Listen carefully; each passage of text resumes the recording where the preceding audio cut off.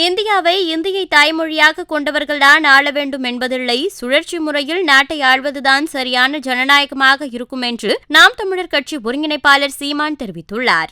உரிமை இல்லை, ஒரு மருத்துவமனை கட்டிக்கொள்கிற உரிமை இல்லை, எல்லாவற்றையும் இழந்து நிற்கிறோம். மொத்த வரியையும் எடுத்துக்கொண்டு போய் ஆட்சியாளர்கள் வைத்துக் கொள்வார்கள்.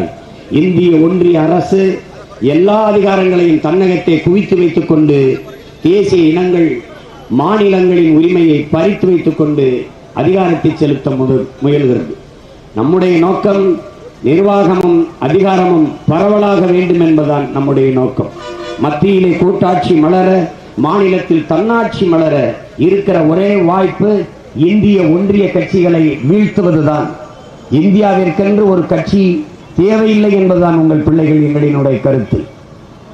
இந்தியாவை பிறகு யார் ஆள்வது என்ற கேள்வியை எழுப்புகின்றனர் என்றால், இந்தியாவை எல்லோரும் கூடி பேசி சுழற்சி முறையில் ஆள்வதுதான் மிகச்சரியான ஜனநாயகமாக இருக்க முடியும்.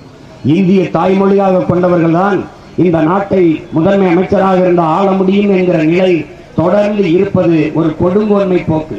சர்வாதிகாரம் என்று கூட அதை நாம் சொல்லிவிட முடியாது, ஒரு கொடுங்கோன்மை போக்கு. இப்போது நீங்கள் பாருங்கள், குஜராத்தை சேர்ந்த ஐயா மோடி அவர்கள் 2 முறை இந்த நாட்டின் முதன்மை அமைச்சராக இருந்து ஒட்டுமொத்த நாட்டிற்கும் அதிகாரத்தை செலுத்தி இருக்கிறார். 3வது முறையும் களத்தில் எண்ணிக்கிறார். காங்கிரஸ் விட்டால் பாரதிய ஜனதா, பாரதிய ஜனதா விட்டால் காங்கிரஸ் என்ற நிலை இருக்கும் வரை, ஒற்றை கட்சி ஆட்சி முறை இருக்கும் வரை அது சர்வாதிகாரத்தையும் தாண்டி கொடுங்கோன்மைக்கு கொண்டு செல்லுமே ஒழிய ஒரு மாற்றத்தை உருவாக்காது. தேசிய இனங்களின் மாநிலங்களின் தன்னாட்சி உரிமையை அது பெற்று தராது.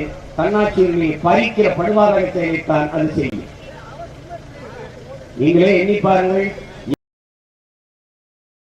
செய்திகளை உள்ளது உள்ளபடி தெரிந்து கொள்ள ரெஃப்ளெக்ட் நியூஸை சப்ஸ்கிரைப் பண்ணுங்க.